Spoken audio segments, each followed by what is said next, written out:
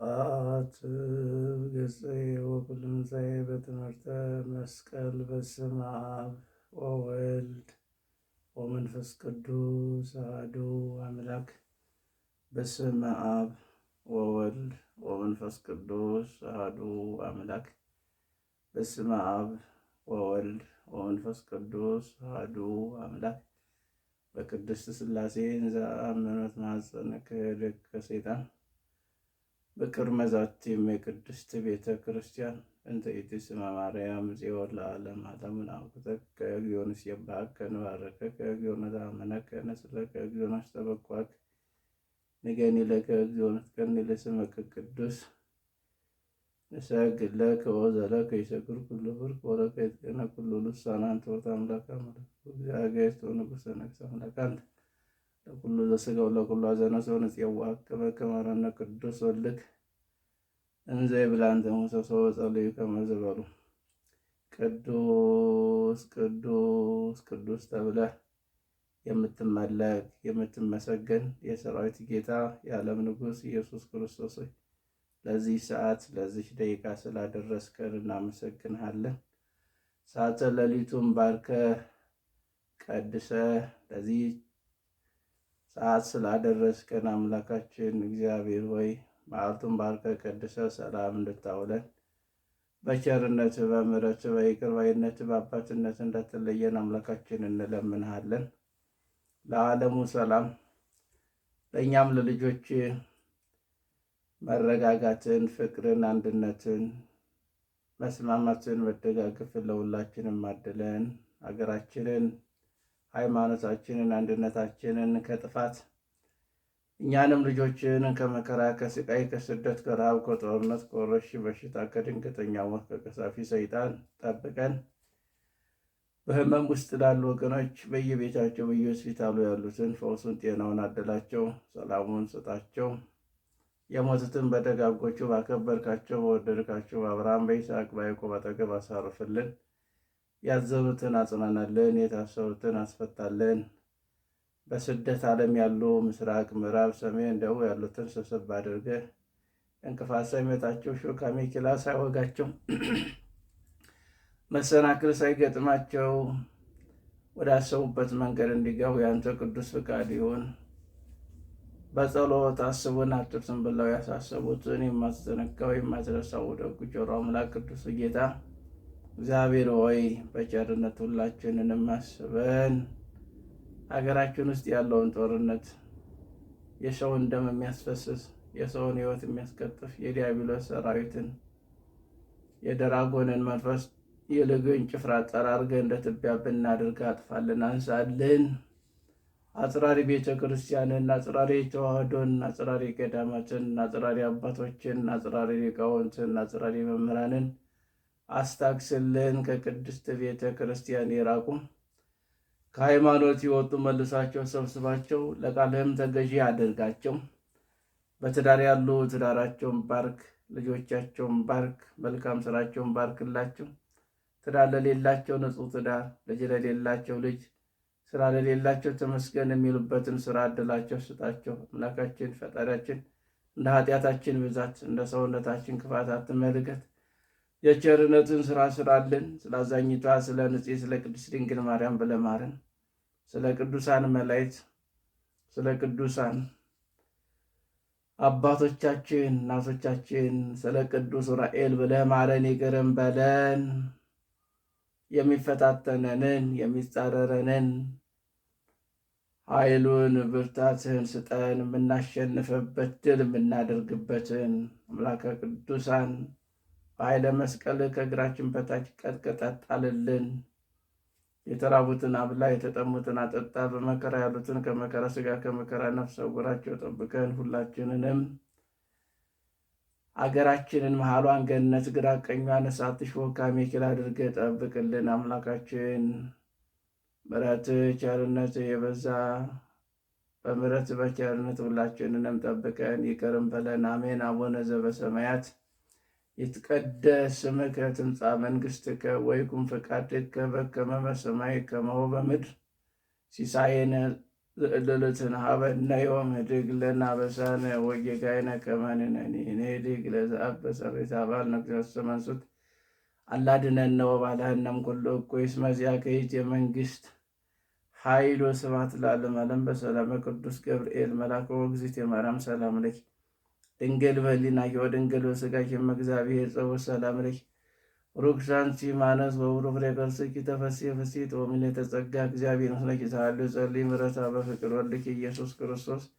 ከመ ይሥረይ ለነ ኃጣውኢነ ከመ ይሣን እግዚአብሔር አብይ ኦ ሊቀ ኢየሱስ ክርስቶስ ስራይ ኃጢአቲ ወኃጢአተ ኩሉ ሕዝብ ከማይሠራ ኃጢአት እግዚአብሔር ይፍታ። እግዚአብሔር ይባርከን፣ አሜን ይደረግልን። በስመ አብ ወወልድ ወመንፈስ ቅዱስ አሐዱ አምላክ አሜን። በስመ አብ ወወልድ ወመንፈስ ቅዱስ አሐዱ አምላክ አሜን። በስመ አብ ወወልድ ወመንፈስ ቅዱስ አሐዱ አምላክ ዘላለም ሥላሴ ቅዱስ የሆነው አምላካችን ፈጣሪያችን መድኃኒታችን ኢየሱስ ክርስቶስ ስለማይናገር ስጦታው ክብርና ምስጋና አምልኮና ውዳሴ ለሱ ይሁን። ማምላክ ወላዲተ አምላክ ቅድስት ንጽሕት ድንግል ማርያም ስሟ ከፀሐይ መውጫ እስከ መጥለቂያው የተመሰገነ ይሁን። የዓለም ንጉሥ የዓለም ጌታ ኢየሱስ ክርስቶስ የተሰቀለበት መስቀሉ ፍቅሩን የገለጠበት ሥጋውን የቆረሰበት ደሙን ያፈሰሰበት የሞተበት መስቀሉ ክብርና ምስጋና ለሱ ይሁን። ቅዱሳን መላእክት፣ ቅዱሳን ነቢያት፣ ቅዱሳን ሐዋርያት፣ ቅዱሳን ሰማዕታት፣ ቅዱሳን ጻድቃን፣ ቅዱሳን አበው ስማቸው ለዘላለም የተመሰገነ ይሁን አሜን። ክርስቶስ ተንሥአ እሙታን በዐቢይ ኃይለ ሥልጣን አሰሮ ለሰይጣን አግዓዞ ለአዳም ሰላም ይእዜሰ ኮነ ፍስሐ ወሰላም።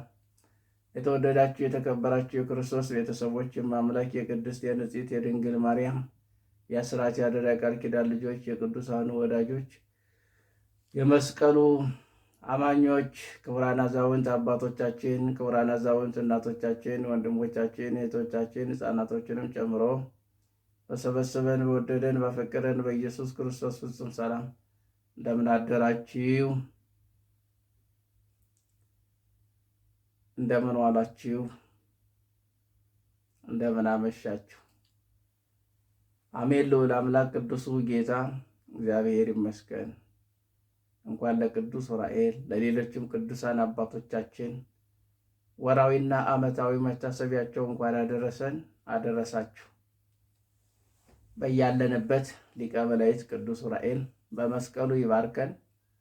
ጠላታችንን የሚፈታተንንን የሚጻረረንን የሚያውከንን ግራ የሚያጋባንን የሚያስተንን ተስፋ የሚያስቆርጠውን በሰይፉ ቆራርጦ ከእግራችን በታች ይጣልልን አሜን። በስመ አብ ወወልድ ወመንፈስ ቅዱስ አሐዱ አምላክ አንድ አምላክ በሚሆን በአብ በወልድ በመንፈስ ቅዱስ ስም እናምናለን። በእውነት ልመናውና በረከቱ ለዘላለም ከሁላችን ሕዝበ ክርስቲያን ከሀገራችን ለዘላለም ጸንቶ ይኖርና ሚያዝያ 22 ቀን የሚነበብ የሚጸለይ የመላእክት አለቃ ቅዱስ ዑራኤል ድርሳኔ ነው። ልጅ የሌለው ጠላቶቹ ሁሉ የተገዙለት በምድር ላይ የነገሰ እስከ እስክንድር የሚባል አንድ ንጉሥ ነበር። ብዙ ዘመንም ነግሶ ሕይወቱ አለፈና ከእሱ በኋላ ብጥሊሞኖስ፣ አንክሪዮስ፣ አፍረጊያሚያኖስ፣ ድማጥሪያኖስ፣ ዮናውያን የተባሉ አሽከሮቹ ነገሱ። አንጥሪኪዎስ ግን የነቢያትን ደም የሚያፈስ እና የእስራኤል ልጆችን ማራኪ ነበር። እነሱም ፍጥረቱን እንደ ወይራና እንደ ብረት ጠንካራ የሆነ እስላም እንደ ጌታቸው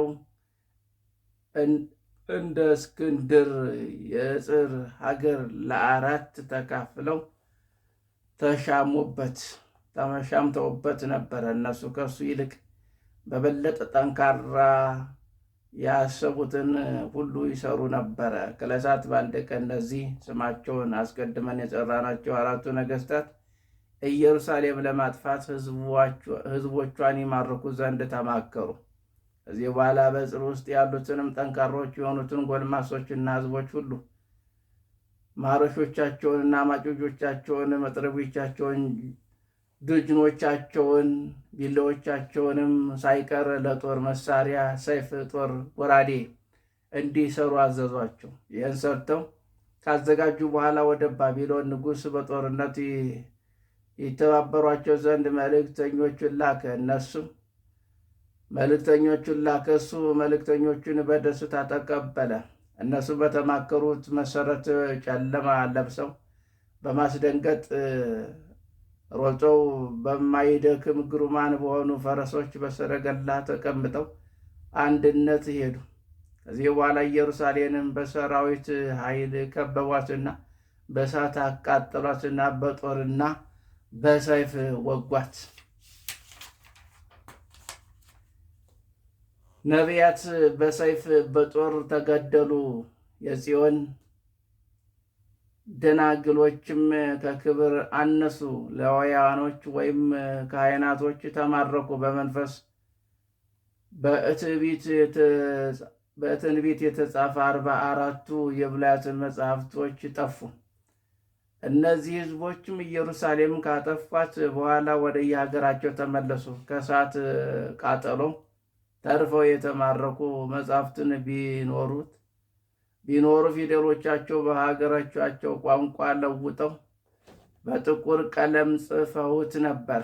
የእግዚአብሔር የሕጉ መገኛ የምትሆን ወደ ጽላተ ሙሴ የመገናኛዋ ዜና እንናገር ዘንድ ወደ ቀደመው ነገር እንመለስ። ከዚህ በኋላ ሙሴ ጽላተ ጽዮንን ለመቀበል ጌታዬ አምላኬ ነፍሴን አትተዋት በማለት ወደ እግዚአብሔር እየጸለየ 40 ቀንና 40 ሌሊት ጾመ። ሙሴም እንዲህ ብሎ በጸለየ ጊዜ ስሙ ዑራኤል የተባለ እግዚአብሔር መልአክ ይህንን በእግዚአብሔር እጅ በወርቅ ቀለም የተጻፈ ጽላትን እመንበት፣ ስገድበት ብሎ ሰጠው። አንዱ ጽላት የእግዚአብሔር የሕጉ ማደሪያ ሲሆን አንዱ ደግሞ በእግዚአብሔር ፊት በመሠዊያው ቀኝ የሚኖር የሚካኤል ጽላት ነው። ይህም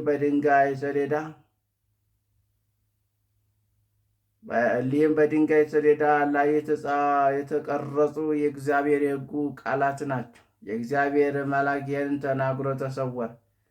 ከብዙ ዓመታት በኋላ በዑራኤል ምስራች ነጋሪነት ስሙ ሱቱኤል የተባለ በኋላ በአርፋድ ገዳም በረሃ እዝራ የመላእክት ተብሎ የተሰየመው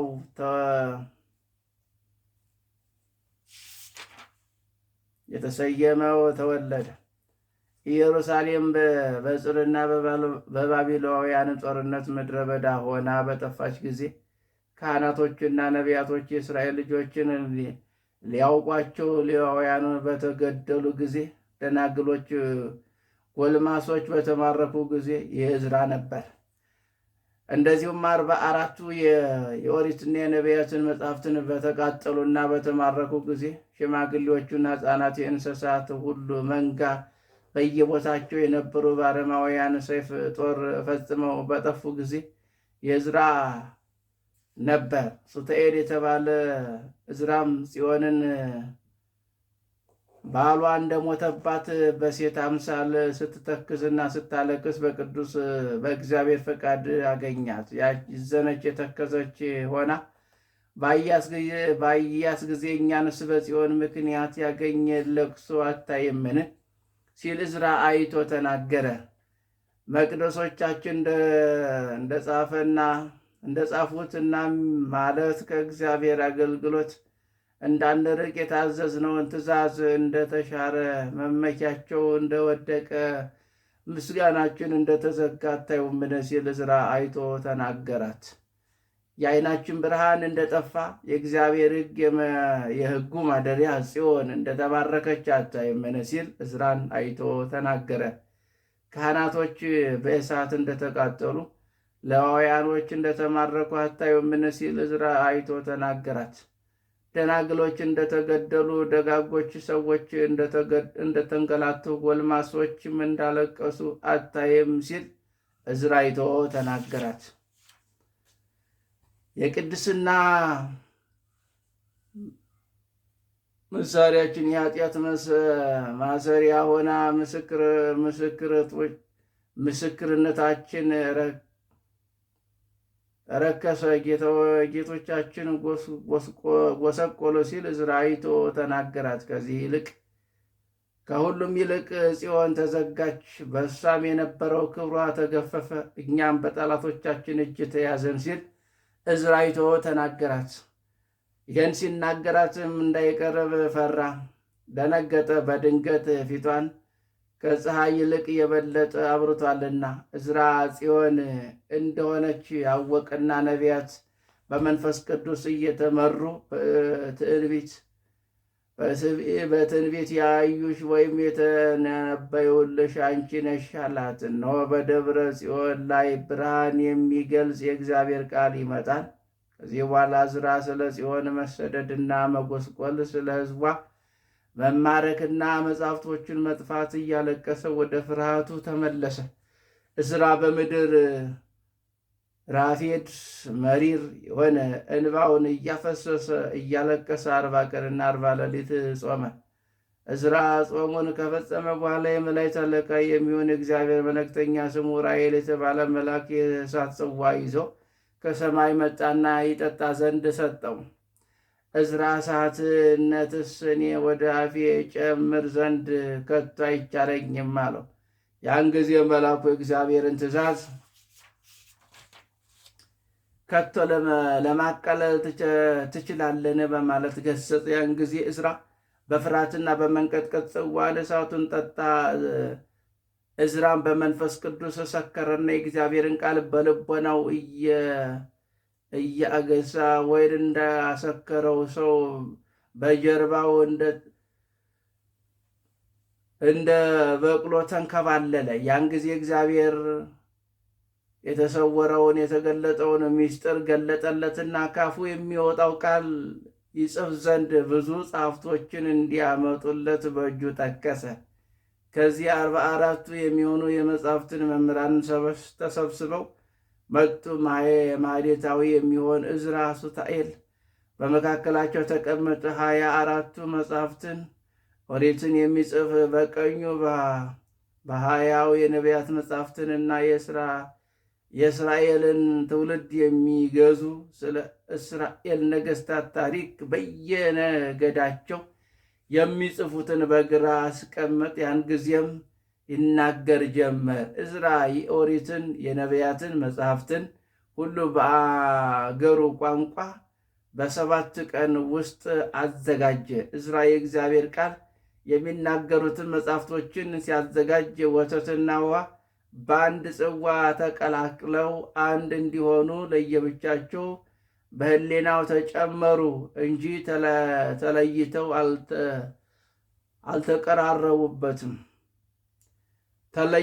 አልቀረቡበትም። በዚህ ሁኔታ ዕዝራ የሕሌናውን ምኞት ፈጽሞ ከእግዚአብሔር ዘንድ በተሰጠው ምስጢር በትጋቱ 44 መጻሕፍትን ብሉያትን አዘጋጀ። ለሦስትነቱ ለአንድነቱ ክብር ምስጋና ገንዘቡ የሆነ እሱ ለነቢዩ ዕዝራ ምስጢርን እንደገለጠ ለእኛም የመለኮትን ምስጢር ይገልጽልን ዘንድ እንዲሁም የመንግሥቱን የቸርነቱን ገናነትን እናገር ዘንድ ከዛሬ ጀምሮ እስከ ዘላለሙ ይግለጽልን። አሜን። የእኛንም ዓይነ ልቦና ይክፈትልን። ታምር ዘገብረ ቅዱስ ዑራኤል ሊቀ መላእክት ጸሎቱ ወበረከቱ ያህሉ ምስለ ኩልነ ሕዝበ ክርስቲያን አገሪቱን ኢትዮጵያ ለዓለም ዓለም ልመናው ለዘላለሙ ልመናው በረከቱ ከሁላችን ጋር የሆነ ቅዱስ ዑራኤል ያደረገው ተአምሬ ነው። ጥጥ የምትነግድ አንድ ሴት ነበረች። ነገር ግን በሀገሯ ላይ ሌባ ነበረች። ከአንዲት ሴት ጋር ወደ ገበያ ስትሄድ የከናናዊት ወገን የምትሆን አንዲት ሴት እዚያ አገኘቻትና ልብሷን አንስታ በሚዛን ስትመዝን ሌላይቱ አታለለቻት። ወደ እሷም በተመለሰች ጊዜ ጌጡን የሰረቀቻት ሌባ ደነገጠች። እህቴ ሆይ እኔን ከማየትሽ የተነሳ ምን አስደነገጠሽ አለቻት። ይህንን ባለቻት ጊዜ ለሚዛን ያቀረበችውን ጥጥ ከፊቷ ታጣ። ያን ጊዜ ያቺ ሴትም አንቺ ደረቅ ዓይን አውጣ እንዴት ሽጠሽልኝ በእነዚህ በፊትሽ በቆሙ ሕያዋን ሰዎች ፊት ሁሉ አታፍሪምን? ስትል ክፉ ስድብ ሰደበቻት። ያቺ ሴት ስለ ሥራሽ ትምይልኝ ዘንድ ወደ ቤተ ክርስቲያን ነይ እንሂድ አለቻትና እሷም እሺ እንሂድ አለች። ሁለቱም ሴቶች ወደ ቤተ ክርስቲያን በር ሄዱና በቅዱስ ራኤል ስዕል ፊት በሸሽግ አማለቻት። ያን ጊዜ የጥጡ ባለቤት በግንባሯ ሰግዳ ስዕሊቱን ተሳለመችና የተረፈውን ጥጥ ለቅዱስ ራኤል ቤተ ክርስቲያን ሰጠች። እግዚአብሔር ክፉ ስራዋን ስለገለጠባት እህቴ ሆይ ተይኝ፣ ጥጥሽን ውሰጂ፣ እኔ ክቡር ከሚሆን ከዑራኤል ከፍተኛ ኃይል የተነሳ ፈርቼ ልመልስልሽ ተገድጃለሁ አለቻት። አንድ ሰው አንገቴን ለመቁረጥ ሰይፉን ይዞ ታይቶኛልና። ያን ጊዜ እሷም በደሏን ይቅር አለቻትና ያችን በክፉ ስራዋ ተገልጻላት ንስሐ ገባች። ከዚህ በኋላ እነዚህ ሴቶች የቅዱስ ራኤልን ቤተ ክርስቲያን እያገለገሉ በሰላም በፍቅር ኖሩ። ሁለቱም አንድ ላይ ሆነው ማለት ነው። የመላእክት አለቃ የሚሆን የቅዱስ ራኤል ልመናው የረድኤቱ ኃይል ለዘላለም ከሁላችን ሕዝበ ክርስቲያን ጋር ለዘላለሙ ጸንቶ ይዋልብን ይደርብን፣ አሜን። ሌባ አስቸግሯል በአሁኑ ሰዓት ቤተ ክርስቲያን። ትናንትና እመቤታችን ቤተ ክርስቲያን ስልክና ቦርሳ እንዳለ ፓስፖርቷን ሰርቀውባት እየትትል ነበር እና አስቸጋሪ ነው በአሁኑ ሰዓት። ሌባ የበዛበት ዘመን፣ አጭበርባሪ የበዛበት ዘመን ስለሆነ ማለት ነው። እና ቤተ ክርስቲያን ሄዶ ድፍረት፣ የኃጢአት ድፍረት። ሰው በሸተተ ጫማ ይጣላል፣ ያንን ሰርቆ ይሄዳል። ከሴቶችም ከወንዶችም ማለት ነው። ያ በረከት ለማግኘት ይገባል። ከዚያ ግን ጫማውን ይዞ ይሄዳል። ሰዎችም ያው ቸልተኝነት ስለሚያጠቃቸው ተመሳስለው ይመጣሉ፣ ወራቢ መስለው ይገባሉ። ከዚያ ቦርሳቸውን ይዘው ይሄዳሉ፣ ወየው ይላሉ። የቆርቡና ሲመለሱ ዕቃቸው ባዶ ነው፣ ጠላት ይዞባቸው ይሄዷል። ስለዚህ እንደዚህ ያለም ነገር አለ በየቤተ ክርስቲያኑ በየጸበላት ማለት ነው።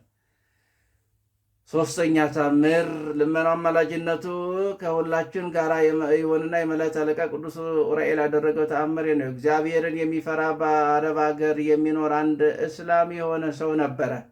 እንደሱ ለመሆን ስለሚፈልግ ክርስቲያኖችን እጅግ አድርጎ ይወድ ነበር። ከብዙ ቀን በኋላ በቅዱስ ዑራኤል ቤተ ክርስቲያን ውስጥ ሲጸልይ በሕልሙ ራእይ አየ። አንድ ቀይ ሰው ሰይፉን በእጁ ይዞ መጥቶ አንተ ሰው ክርስቲያን ሳትሆን እዚህ ቦታ ምን አመጣ? የእግዚአብሔር ምሕረት ባይከለክለኝስ ባጠፋው ነበር አለኝ። አሁንም ሄደህ ተጠመቅና ክርስቲያን ሁን። ዛሬ ክርስቲያን የሚሆኑ ብዙዎች እየተመለሱ አይደል? የኢየሱስ ክርስቶስን አገልጋይ ትሆናለህ አሉ። ይሄን በሲናገር እየተንቀጠቀጠ ከእንቅልፉ ነቃ። በማግስቱም ያ ተንባላውያን ወደ ኤጲስቆጶሱ አለቃ ወደ ሐዋርያው ጴጥሮስ ሄደና በራእይ ያየውን ነገረው። ያን ጊዜ ጴጥሮስ ደስ አለውና የክርስትና ሃይማኖትን ለብዙ ቀን አስተማረው። ከ3 ወር በኋላ ጴጥሮስ ተጠመቀና ክርስቲያን ሁን ቢለው ክርስቲያን ብሆን ምን አገኛለሁን? ምንስ ይጠቅመኛልን? ሲል እስላሙ መለሰለት። ወደ ቀደመው ሥርዓት መለስ ዘንድ ማን ነገረ? ማንስ አስተማረ? በማለት ጴጥሮስ ደነገጠ። እሱ የነገረኝን ያስተማረኝ የለም፣ አልነገርከኝም። ካላስተማረ ይሄን ክፉ ሥራ በምን አሰብኸው? ለምንስ እንደዚህ በማስተማር እኔን አደከምከኝ? አለው። ከዚህ በኋላ ያ እስላም ወደ ቤቱ ሄደና ተኝቶ ሳለ በእኩለ ሌሊት እንደ አንደኛው ራእይ አየ። ራእይም ቅዱስ ዑራኤል በሚያስፈራ ግርማ የተሳለ ሰይፍን ይዞ አንተ የነገርኩህን ነገር ለምን አወዘንከው፣ አሁንስ ከሁለት ቦታ አቆራርጥሃለሁ አለው። በዚያን ጊዜ ጮሆ እያለቀሰ ተወኝ ጌታዬ፣ ከዛሬ ጀምሮ ክርስቲያን ሆኜ ቤተ ክርስቲያንን በዘመኔ ሁሉ ሳገለግል እኖራለሁ በማለት ደንግጦ ከእንቅልፉ ነቃ። በማግስቱም እስላም ወደ ኤጲስቆጶሱ አለቃ ወደ ጴጥሮስ ሄደና አባቶ ከአሁን በፊት እኔም በማስተማርህ ስላደከምኩህ በደሌን ይቅር በለኝ አለው። ክቡር አባቴ ሆይ ቀዩ ሰው ከዚህ ቀድሞ በራእይ እንደታየኝ ዛሬ ደግሞ በሚያስፈራ ግርማ ታይቶኛልና ከእንግዲህ ወዲህ ያዘዝከኝን ሁሉ አደርጋለሁ ሲል አሰምቶ ተናገረ። ጴጥሮስ እኔ በደልህን ማሰብ ከቶ አይገባኝም፣ ብቻ የምነግርህን ስማኝ። ይህን ሁሉ ከንቱ ሰው ከንቱ ነውና በክርስትና ሃይማኖት አምነው የሚጠመቅ ግን እውነተኛ ነገር አለው። ይህን ሲናገረው ክርስቲያን የሆነ አንድ ሰው 2 የኖስ ገንዘቦችን ይዞ መጣና የገንዘቡን ብዛት የንብረቱን አኳኋን ኃላፊ ጠፊ መሆኑን አስረዳው። ታኅሳስ 22 ቀን የቅዱስ ዑራኤል በዓል በሚከበርበት ዕለት እስላሙ አመነና ተጠመቀ። ከዚህ በኋላ ከክርስቲያኑ ጋር ከዚህ ከኃላፊው ዓለም እስከሚያልፍ ድረስ በቅዱስ ዑራኤል ቤተ ክርስቲያን ውስጥ በመጸለይና በማዘን በአንድነት ኖሮ በእግዚአብሔር ቸርነት በቅዱስ ዑራኤል አማላጅነት የሕይወትን ሀገር ገነትን ወረሱ። የመላእክት አለቃ የቅዱስ ዑራኤል ይቅርታውና በረከቱ ለዘላለም ከሁላችን ሕዝበ ክርስቲያን ጋር ለዘላለሙ ጸንቶ ይኖር አሜን። የመልአኩ የቅዱስ ዑራኤል ምልጃው አይለየን፣ ጸሎቱ አይራቀን፣ እግዚአብሔር በቸርነቱ ይጠብቀን። አያችሁት? እንዲህ ነው። ብዙዎች አምነው ከቀረቡ ሁሉ ይገለጥላቸዋል። ካላመነኛ ብዙ ጊዜ ክርስቲያኖች የእግዚአብሔር ልጆች ሆነን እምነታችን ያነሰ ነው። አንድ ሰው ከሌላ ሃይማኖት ይመጣና ከዚያ በኋላ ሁሉ ይገለጥለታል፣ ሁሉ ነገር ይታየዋል ማለት ነው። አያችሁት? እምነት ያስፈልጋል። በረከትን ለማግኘት ለመባረክ፣ ለመቀደስ ምን ያስፈልጋል? እምነት ያስፈልጋል። እምነት ከሌለ ባዶ ስለሆነ ማለት ነው። 4ኛ ሳምር ልመና በረከቱ ከሁላችን ጋር ለዘላለሙ ጸንቶ ይኑር። የመላእክት አለቃ ቅዱስ ዑራኤል ያደረገው ተአምር ነው። ከሮም ወገን የሆነ ስሙ አውሳቢዮስ የሚባል የሚስቱ ስም አቅሌስያ የምትባል በኩራር አገር የሚኖር አንድ ታላቅ መኮንን ነበር። እሱም እናት አባት ለሌላቸው ለባልቴቶች ይረዱ ነበር። ይህም አውሳቢዮስ ሚስቱን ለነፍሳችን ድህነት እንዲሰጠን እግዚአብሔርን እንለምነው ዘንድ ነይ ወደ ቤተ ክርስቲያን እንሄድ አላት። ይህን እንደነገራት ሁለቱም ወደ ቤተ ክርስቲያን ሄዱ። ከዚያ አንድ ቄስ ሲጸልይ ያገኙና ለስጋችን እና ለነፍሳችን መድኃኒት የሚሆንን የሚጠቅመንን ንገረን ሲሉ ጠየቁት። ቄሱም በመልአኩ በዑራኤል እመኑ፣ እሱ ከስጋ መከራ ከዳግም ሞት ከሲኦል ያድናችኋል አላቸው። ከቄሱም ቃል የተነሳ የተነገረውን ምክር ተቀበለው ወደ የቤታቸው ተመለሱ። ከዚያ ዕለት ጀምሮ ለቅዱስ ዑራኤል በዓል በየወሩ በሚገባ ዝክሩን ይዘክሩ ጀመር።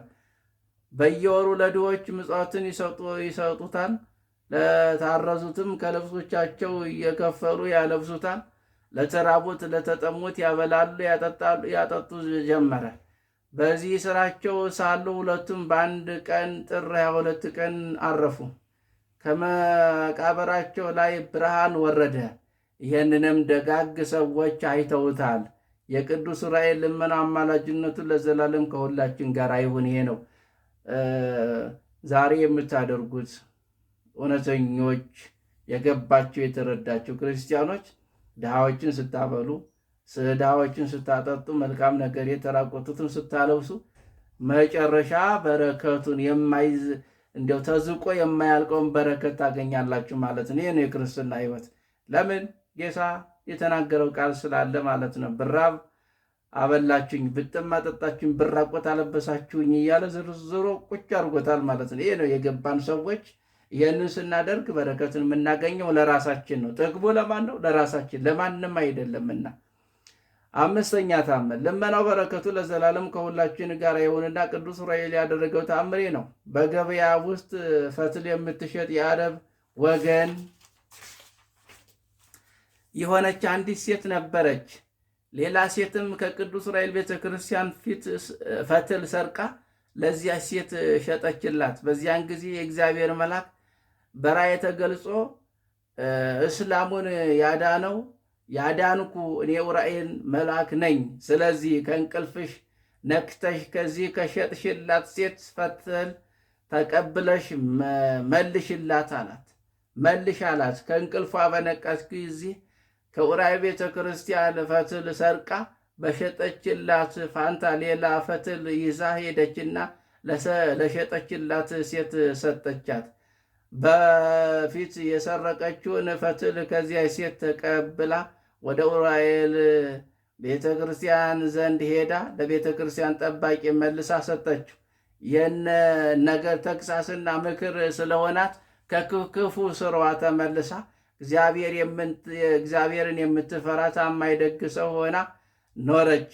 ባለ ዘመና ሁሉ እግዚአብሔርን ተአምር ሰሪውን ለፍጥረታት ሁሉ ይቅርታን የሚለምን የመላእክት አለቃ ቅዱስ ዑራኤልን ስታገለግል ኖረች። ለእግዚአብሔርና ለእናቱ ለድንግል ማርያም ለዘላለም ምስጋና ይሁን። ለእኛም ይቅርታን ምሕረቱን ይደረግልን፣ አሜን። የቅዱስ ዑራኤል ልመናው አማላጅነቱ ከሁላችን ጋር ለዘላለሙ ጸንቶ ይኑር፣ አሜን። የመልአኩ የቅዱስ ዑራኤል ምልጃ ጸሎቱ በረከቱ አይለየን። እግዚአብሔር በቸርነቱ በምሕረቱ በይቅር ባይነቱ ይጠብቀን። ምሕረቱን ቸርነቱን ይላክልን። እንደ ኃጢአታችን ብዛት እንደ ሰውነታችን ክፋት አይመልከት። የቸርነቱን